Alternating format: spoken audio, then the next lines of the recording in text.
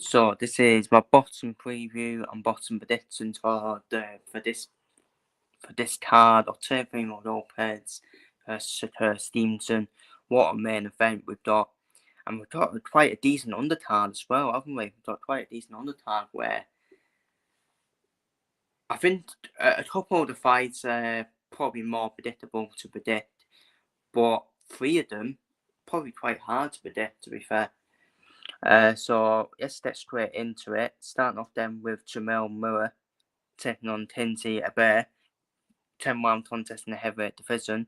Tinsley Abair, former opponent of course of Gerald Washington. Of course, Gerald Washington was obviously a former opponent of Dave Chisora. Washington obviously took Chisora to points, while Abair knocked out Washington, didn't he? And he's got power, hasn't he? He's got power, Tinsley Abair, and this will be a scrap, in my opinion, against Jamel Murray, because Jamel Murray always makes it a scrap as well. And we've not seen Jamel Murray since he beat, since that draw against Andy Ruiz, which should have been a win for me. Which should have been a win for Jamel Murray. I think that was the best condition that I've ever seen Jamel Murray in. He looked very good. He outboxed Andy Ruiz, in my opinion. He was done the inside as well. Paused against Andy Ruiz as well, with inside work. But this all depends for me what condition Jamel Murray arrives in. The Daniel Dubois condition, where it was an absolute fucking mess, or the current condition like he was since Andy Ruiz. If it's the Andy Ruiz condition, I do think he wins quite easily against Abair, because I think that's the best I've seen Jamel Murray as well, box as well. But if it's the Daniel Dubois, the condition he was in against Daniel Dubois, then Abair's got a chance, hasn't he? Then Tinsley Abair's got a chance. And Tinsley Abair, don't forget, got a draw against Grado Finero, which is Grado Finero's normal, is he, in this heavyweight division. And obviously, Tinsley Abair did get KO by Jared Anderson as well. Jamel Murray got that presser. He has to fight with the presser, doesn't he? He has to pressure his opponents with the volume. Got a chin on him, hasn't he? Got a chin on him, and he's tough, probably because of his size. And obviously, recently against Andy Ruiz, he was more of a boxer/punter, wasn't he? Against Andy Ruiz. Before the Ruiz fight, his conditioning was always questioned, wasn't it? And this is quite tough, actually. Quite a tough one to call, because Tinsley Abair will give Jamel Murray a good test, in my opinion. But it all depends what condition Jamel Murray is in my opinion. But I do think Jamel Murray he'll get gifted a decision, in my opinion. I think Jamel Murray wins it by split decision. I actually do think it will be one of them fights for me. I mean, Jamel Murray's got heavy hands. If he lands one of them heavy hands on Tinsley Abair, then I think Tinsley Abair's in trouble, in my opinion. But it also depends on the condition of Jamel Murray, in terms of his movement as well. So I think a split decision win for Jamel Murray. I just think it's going to be one of them close fights, in my personal opinion. But for me, as much I have different Jamel Murray plays, Jamel Murray is still a trudgy, and I still don't like Jamel Murray then a chance to fight on this card, to be honest with you, with what he's been up to, in my opinion, in terms of the multiple failed trudge tests, the way his attitude towards AJ as well, it was just disgusting. So, but yeah, that's my thoughts on that fight. Up next, got Bruce Townsend versus Carlos Castro, 12-round contest for the vacant WBC World Heavyweight title. Bruce Townsend for me, I've just never enjoyed watching him at all, if I'm being honest with you. But the thing with Bruce Townsend is, I think he's very effective, isn't he? He's quite an effective boxer. Carlos Castro, obviously, Carlos Castro was quite, you could say, was quite unlucky against Urinary and Stephen Fulton, and then split decision losses to them two. Obviously, he got KO by Brandon Figueroa, who we will see against Nick Ball. And Carlos Castro got that ounce of pedigree, hasn't he? He loves to come forward. This is why he does keep himself quite open defensively. He loves to come forward, got that grit and determination. Can be technical still, can't he? And he is quite exciting to watch, Carlos Castro. But I just feel with Bruce Townsend's accuracy, I just think with Bruce Townsend's high win IQ, vision, technical crisp Boston, the output as well. He's got good conditioning. He will have better stamina than Carlos Castro, in my opinion. What I will say about Bruce Townsend's defense has not been tested yet. He's not really fought anyone, if I'm being honest with you. He's beaten who he's supposed to beat. He does excel with the head work and the body work as well, Bruce Townsend. So I just think Bruce Townsend's accuracy will win him this fight, in my opinion, against Carlos Castro. And I think Bruce Townsend will win on points and become a world champion, in my personal opinion.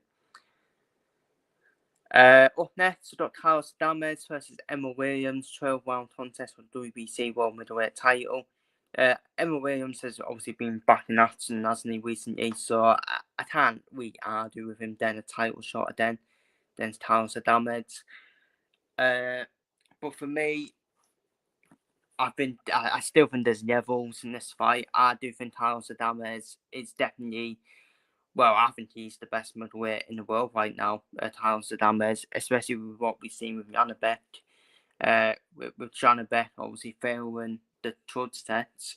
So I would actually put Adames as probably the best middleweight because I don't like failed Truds cheats. Simple as that. Carlos Adames, we saw him against Hamza Shiraz. He was robbed, wasn't he? He was robbed of a tier win against Hamza Shiraz. He outworked Hamza Shiraz. But you could say Hamza Shiraz was probably too big at middleweight, wasn't he? Yes, be real.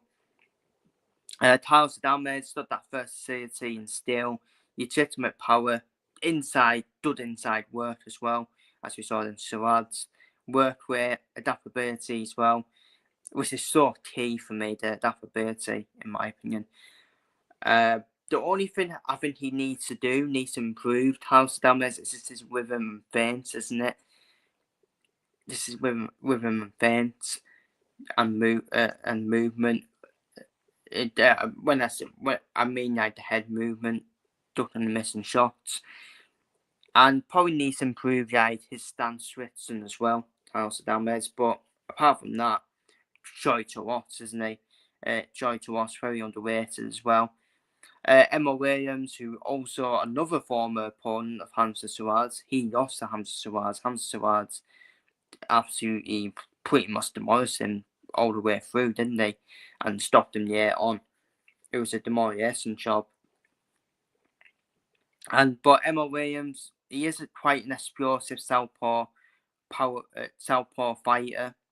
Definitely got power, but he's definitely improved his discipline and focus, and obviously in his recent comeback fights.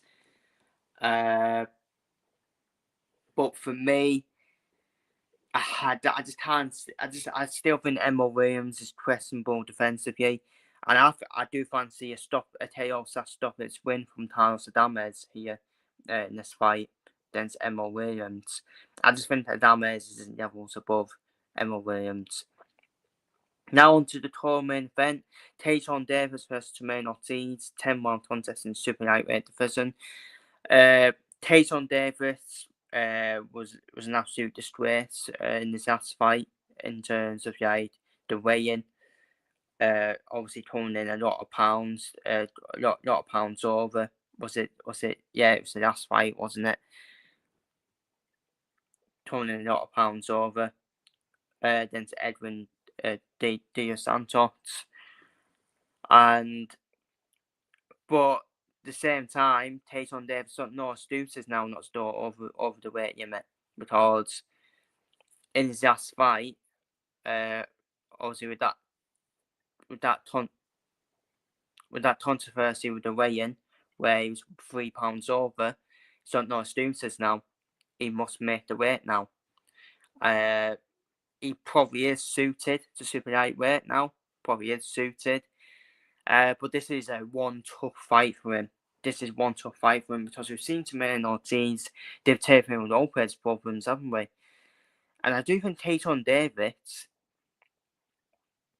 he is quite similar, Tayson Davis, to Teofimo Lopez. I'm not saying they're the same, but Tayson Davis likes to go for the KO, doesn't he? And I think that plays into Ortiz's hands, in my opinion, in terms of his counter work as well. Tamir Ortiz, as we know, Tamir Ortiz is a great technician, isn't he? Great technician boxer. Dot reflexes, his speed, footwork, and head movement as well. He will make Tayson Davis miss a lot of shots, in my opinion.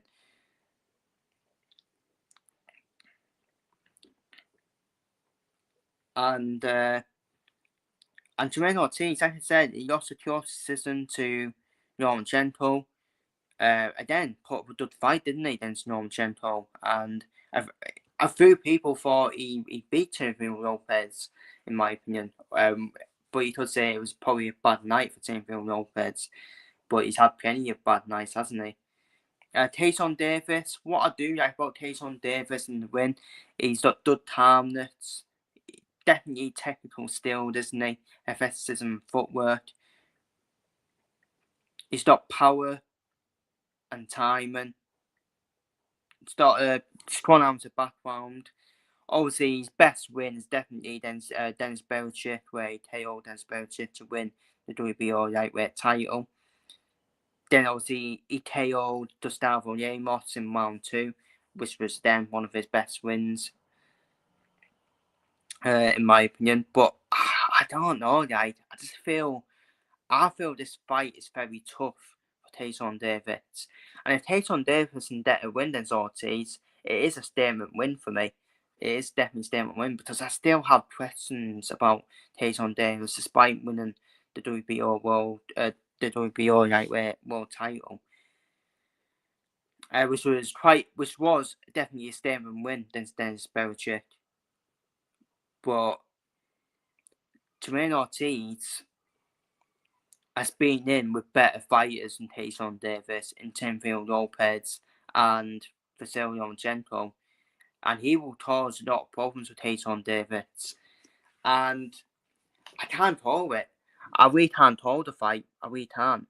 We can't call it. I feel it's going to be a draw. It's either going to be a draw, or it's going to be probably a split decision in Tayson Davis' favour. Because I do feel Tayson Davis will get favoured on the decision, in my opinion, because they don't really want him to use. And he's moved up to super lightweight as well, so it's like he can't use, can he? He can't use, so... But I think Tamir Ortiz is so underrated, and I think he's caused Tayson Davis massive problems, in my opinion. But the thing is, I just don't see Tayson Davis being gifted a lot, in my opinion. So I think it's either going to be a draw or a split decision in Tayson Davis' favour. But great fight, that one. And that's why it's tough to call. And talking about tough to call, wow. But the main event, the best fight of the year so far, Teofimo Lopez versus Shakur Stevenson, 12-round contest for Teofimo Lopez to win Madison and WBO super lightweight title. Shakur Stevenson taking that step up to super lightweight, looking to become a 4-weight world champion, which is legendary stuff, isn't it? Yes, we will. And Shakur Stevenson it's definitely a future pound for pound number 1, isn't he? Shakur Stevenson is probably already up there, isn't he? He has got criticism for the way he boxes. I don't really get the criticism. about Sir Stevenson's boxing, to be honest with you. Do all you can to win, isn't it? And at the end of the day, it's winning formula for Sir Stevenson, and that's how he boxes at the end of the day. If you don't like it, go to the cinema. Simple as that. Go to the cinema if you don't like it. So basically, these fans who are criticising Sir Stevenson would rather watch Nathan Heaney fight like a Trump person and be so wide open defensively and then knocked down and then stopped. Okay, if that's what you like, that's what you like. I think Satur's a joy to watch. I really do. Just the way he boxes as well, with his swiftness as well. With his defense, good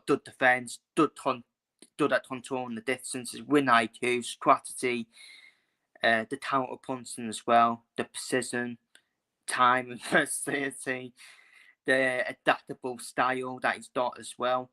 He notifies his opponents as well, which probably is going to be a problem for Teofimo Lopez. Shakur Stevenson, calm, very effective, one of the most technically gifted fighters and boxers in the world. He outfits and outmaneuvers his opponents as well. And like I said, he's already been a 3-weight world champion as well. And now we come on to Teofimo Lopez, who's had quite inconsistent results, hasn't he? Even though he's won them fights, he's had inconsistent performances. Struggled against elusive boxers like Sandor Martin and Jermaine Ortiz, where we all thought Sandor Martin and Jermaine Ortiz got something, then Teofimo Lopez deserves that something, then same, whether it was a draw or a win. Teofimo Lopez, he's only 28 years old, Teofimo Lopez. He feels like he's old, isn't he? Feels like he's old, Teofimo Lopez, but he's only 28. And he's been a 2-time division world champion as well. Teofimo Lopez, got power and speed. He likes to fight on the front foot, doesn't he? He's definitely got boxing IQ and counter punching as well. It's basically going to be the battle with counter punches in this fight, isn't it? Dynamic movement as well. Got that killer instinct, Teofimo Lopez. Versatility. But the thing is, he does leave himself open to the jabs, and we all know Shakur Stevenson got a good jab on him as well. Teofimo Lopez's stamina will be questioned as well. Even though Shakur Stevenson is moving up to super lightweight, he's going to improve his stamina, isn't he? That's going to improve Shakur's stamina. Even though Shakur Stevenson, for me, has no weaknesses, in my personal opinion, anyways. But the problem is, though, when I'm predicting this fight,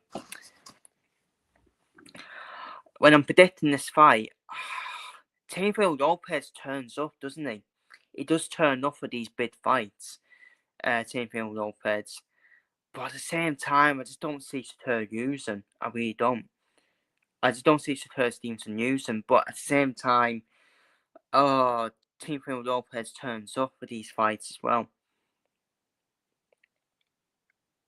Because I can't call it, I'm asking the for a draw between Teofimo Lopez and Shakur Stevenson. I'm asking the for a draw. I just can't call it. I really can't.